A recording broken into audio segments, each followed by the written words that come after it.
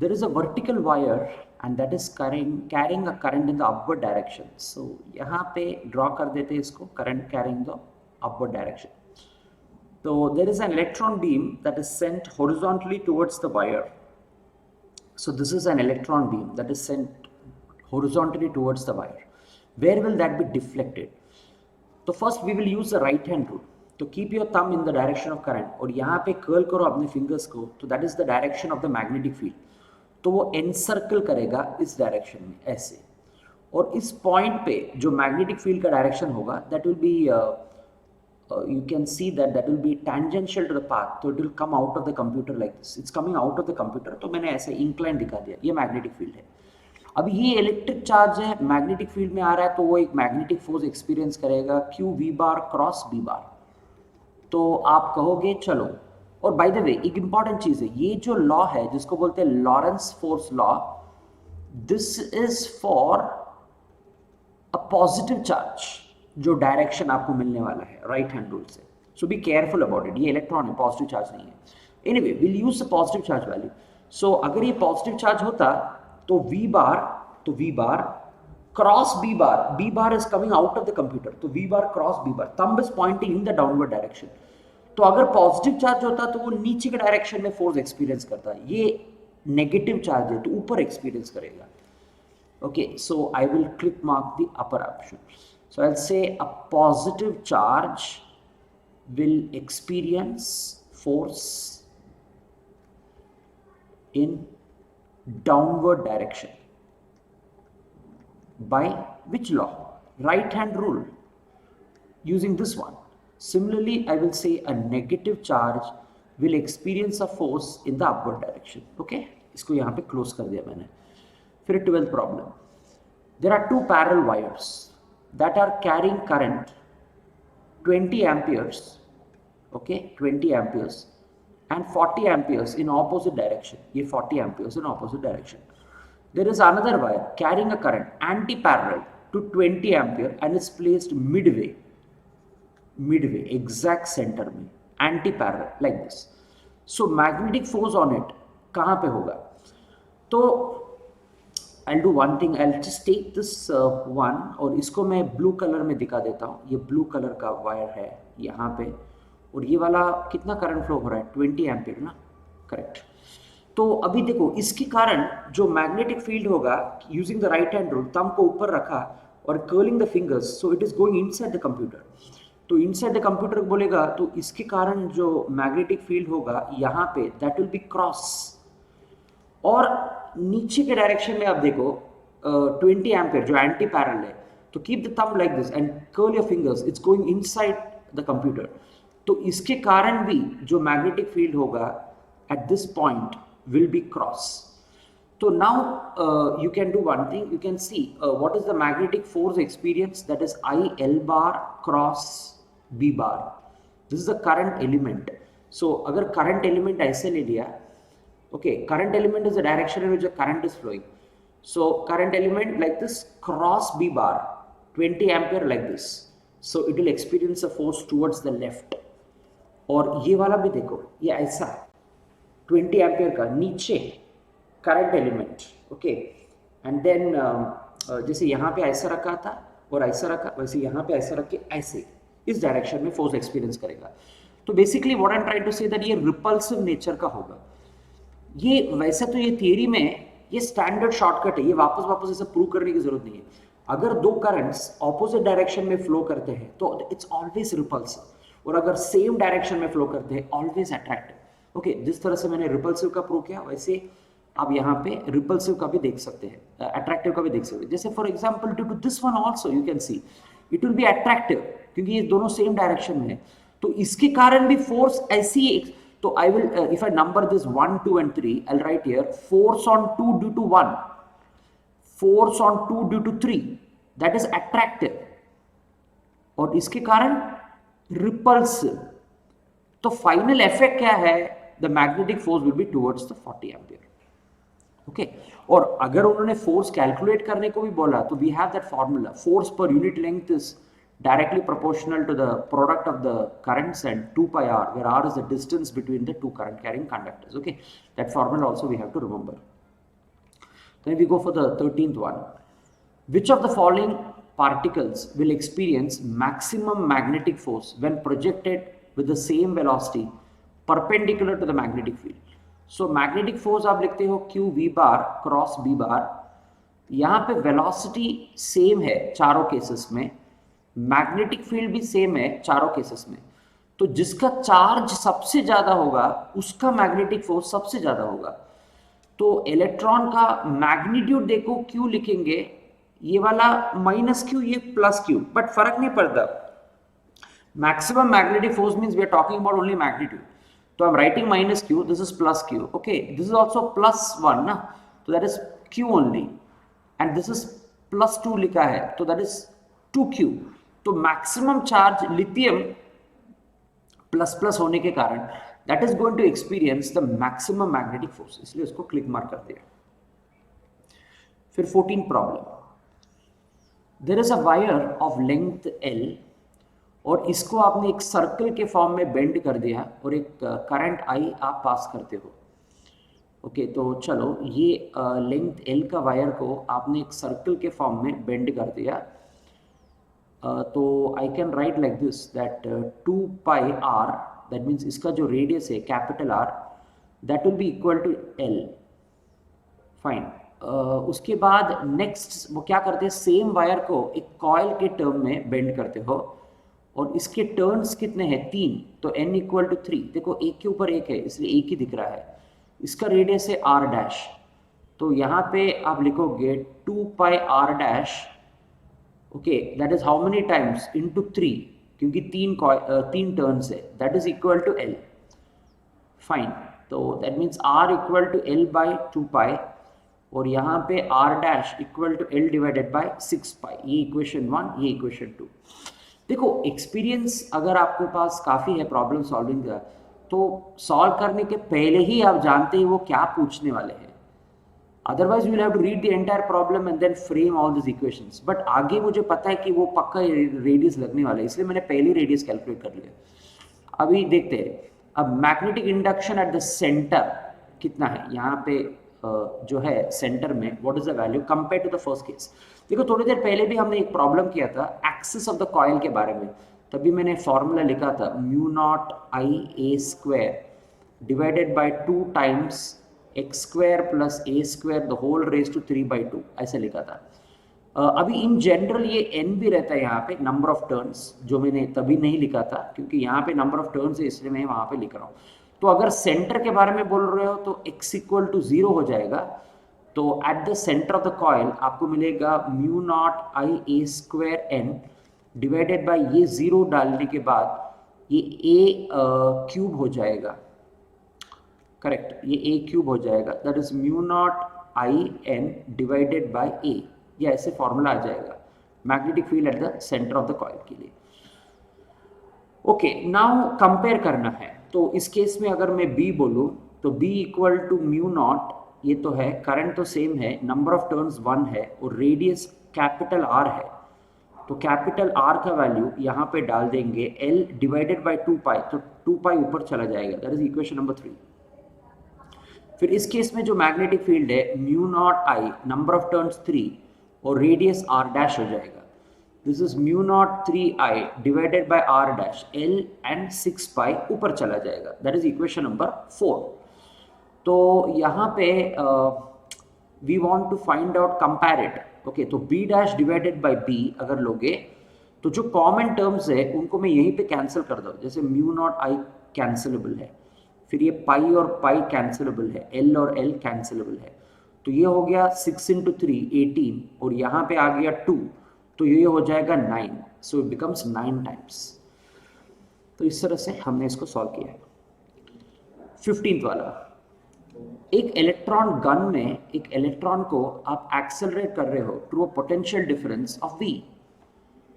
Okay, तो work होगा तो q इंटू वी हो जाएगा वर्क. ओके, मुझे पता है वो पूछने वाले, क्योंकि जैसे वो बोलते हैं अगर सफिशिएंट एक्सपीरियंस है, मैंने आपको पहले ही कहा था कि आप जानते क्या पूछने वाले, इसलिए आप पहले ही लिखते थे इक्वेशंस. अगर इलेक्ट्रॉन का चार्ज E है और उसके पास मास है m, तो what is the maximum velocity. तो we will use the work energy theorem जो हम 11th में से हम सीखते आए हैं. that work is equal to change in kinetic energy, that is half m v max square minus 0, क्योंकि इनिशियल वेलोसिटी इसका 0 रहेगा. तो यहाँ पे आप लिखोगे E, that is a charge, and potential है capital V, that is equal to half m v max square. तो v max square that is equal to 2ev divided by m. तो जो मैक्सिमम वेलोसिटी ये electron gain करेगा that is root of 2ev divided by m. तो that's the correct answer. 16th वाले में जाएंगे. The difference in potential of 2 points that is lying on the axis of a short bar magnet. ये short bar magnet है along the axis, ये ऐसे, जिसका magnetic dipole movement, जिसको capital M से डिनोट करते हैं, म्यू से रिप्रेजेंट करते हैं, कभी तो छोटा m से भी रिप्रेजेंट करते हैं, that is 3 ampere metre square at distances of 0.5 meters and 1 meter are how much? What is the potential difference between these 2 points? तो पहले मैं इन जनरल जो फॉर्मूला होता है वो लिख देते हैं. तो potential at any point on the axis, I will not write axis, I will just write in general. पहला पोटेंशियल का फॉर्मूला है that is mu naught by 4 pi m cos theta divided by r square. This is a general formula for the potential at any point in the vicinity of a dipole. Okay, ये dipole है, north pole and south pole like that. तो you can see that along the axis जो theta होता है that is going to be 0 because theta is this angle. देखो अगर ये point m वहाँ पे रहता तो it will have an angle, but अगर आप ऐसे पहुँच जाओगे तो ये थीटा 0 हो जाएगा. Okay, so that is why we'll write this as mu naught m divided by 4 pi r square. तो देखो जिसका r छोटा है उसका पोटेंशियल ज़्यादा रहेगा. तो v1 माइनस v2 को लिखेंगे आप mu naught divided by 4 pi m को कॉमन लेते हुए 1 upon r1 square minus 1 upon r2 square. तो potential difference will be equal to 10 raised to minus 7, that is mu naught by 4 pi 10 raised to minus 7 into magnetic dipole moment 3 1 upon r1 square, ये वाला minus 1 upon r2 square. So that will be 3 into 10 raised to minus 7, और ये आपका हो गया 25, और 10 raised to minus 2 को ऊपर लेते हुए मैं ऐसे लिखता हूँ 4 minus 1 is 3, that is 9 into 10 raised to minus 7 joule per ampere metre. तो ये आपका आंसर हो गया. ठीक है, तो आगे जाएंगे 17th वाले में. If there is a long hollow, ये हॉलो पे जरा ध्यान दो, कॉपर वायर. तो ये कॉपर वायर है जो अंदर से खोखला है, हॉलो है. What is the magnetic field associated with the current? It will be only inside the pipe, only outside the pipe, neither outside, neither inside, both inside and outside. तो पहला तो दिमाग ऐसे घूमता है ये सब पढ़ने के बाद, 4 ऑप्शन सब एक जैसे लिखते हैं. But if you are having sufficient experience in problems, आप जानते हो कि जैसे हम लोग यूज करते हैं Coulomb's law in electrostats for finding out the electric field, but ये वाला जो concept था, it's a vector rule. Vector rule होने के कारण electric field find out करना बहुत ही मुश्किल काम था, especially for charge distributions which are a little bit complicated, like line charge हो गया, surface charge हो गया, and that is why we introduced the Gauss's law. Gauss's law say it is very easy to find out the electric field by using the concept that it is proportional to the charge enclosed, the flux crossing through any closed surface. But इसके खुद के conditions थे, because Gauss's law cannot be used for unsymmetrical charge distribution. इसलिए potential का concept use करके हम लोग आसानी से इलेक्ट्रिक फील्ड को फाइंड आउट करते हैं, क्योंकि पोटेंशियल एक स्केलर वैल्यू है, उसको फाइंड आउट करना ज़्यादा मुश्किल नहीं है, और फिर इलेक्ट्रिक फील्ड को फाइंड आउट किया जा सकता है. ऑफकोर्स ये आप तभी अप्रिशिएट करोगे जब आपने कोलम्स लॉ के साथ कोई लाइन चार्ज या सरफेस चार्ज के इलेक्ट्रिक फील्ड को फाइंड करने का कोशिश किया है. Like I will tell you, अगर लाइन चार्ज का डेरिवेशन अगर कोलम्स लॉ से करोगे तो 7 पेज का आपको कैलकुलेशंस आता है. तो provided you have done it, you will appreciate it. नहीं तो you will just wonder that why we are studying Gauss's law. Is it because we want to waste everyone's time? No, it is not to waste your time, it is to save your time. तो similarly magnetic field of electric current में जब आते हो तो हर एक law का उसका analogous law है. तो analogous law to the Gauss's law is what you have here, Ampere's law. Because आपके पास कोलम्स लॉ का जो करस्पॉन्डिंग लॉ है that is the Biot Savart law, जो हमने थोड़ी देर पहले इस सीरीज में ही हमने करंट एलिमेंट के लिए बायो-सावर्ट लॉ का फॉर्मूला लिखा था. That is a vector rule, very difficult to calculate the magnetic field due to any current distributions. You'll go crazy. It may take 10 pages of derivation. But Ampere's law से अगर आप calculate करते हो तो 2 step में calculate कर सकते हो. That is the advantage of using this concept of Ampere's law. Okay. So we close all this and then appreciate that if you want to find out this answer, see this is not a philosophical answer. So some students physics को कैसे करते हैं वो, okay just tick mark some option like that. हाँ ऐसे सोचते हैं और फिर टिक मार्क करते हैं. ऐसे नहीं सॉल्व करने का. फिजिक्स का लैंग्वेज है मैथमेटिक्स. मैथमेटिक्स से प्रूव करने के बिना आप कोई भी ऑप्शन को क्लिक मार्क नहीं कर सकते. Okay, it is not a school physics where application based हो, कुछ स्टोरी हो और स्टोरी के बाद कुछ कंक्लूजन्स लिखने. No, mathematics. So what you will do here, you will take an Amperian loop that is inside. देखो ये हॉलो है, जो भी करंट है that is flowing on the edge. यहाँ पे एम्पीरियन लूप आप लिखोगे तो you will write the Ampere's law. So what does the Ampere's law state? It states that the closed integral of b bar dot dl bar that is proportional to the current that is enclosed. Okay, ये current carrying conductor के कारण एक magnetic field produce होगा that will be encirculating this entire this one current carrying conductor. अभी देखो यहाँ पे hollow होने के कारण यहाँ पे कोई current ही नहीं है, तो जो current enclosed है वो zero है. तो अगर करंट एनक्लोज्ड अगर जीरो है then magnetic field inside this hollow copper wire will also be zero only na. That is what I'm saying. You have to write mathematics. You cannot simply say zero hai, no and all those things. So you see that okay, it's only inside तो नहीं है, only outside, neither inside nor outside, both inside and outside, only outside the pipe. अगर आप यहाँ पे कोई Amperian loop लोगे तो then you will find a magnetic field because there is a current enclosed. I hope this is clear. So that's why we type here only outside the pipe. Then we go for the 18th one. A solenoid जिसका length है 1.5 meter, but though I'm writing it, I know that is not important because मुझे पता है वो क्या पूछने वाला है. क्योंकि solenoid के केस में length का कोई रोल ही नहीं है, ना ही रेडियस का कोई रोल है. मैं लिख रहा हूं मगर उसका कोई रोल नहीं है. And that possesses the number of turns 10 turns per centimeter. तो मुझे पता है इसको SI सिस्टम में कन्वर्ट करना है. तो 10 turns per 10 raised to minus 2 meter. That is 1000 turns per meter. ये ऐसा हो जाएगा. Correct. And the current that is flowing is 5 ampere. What is the magnetic induction at the center of the solenoid? ये ऐसे solenoid होता है ना, ऐसे solenoid ऐसा होता है और यहाँ पे center पे कितना है.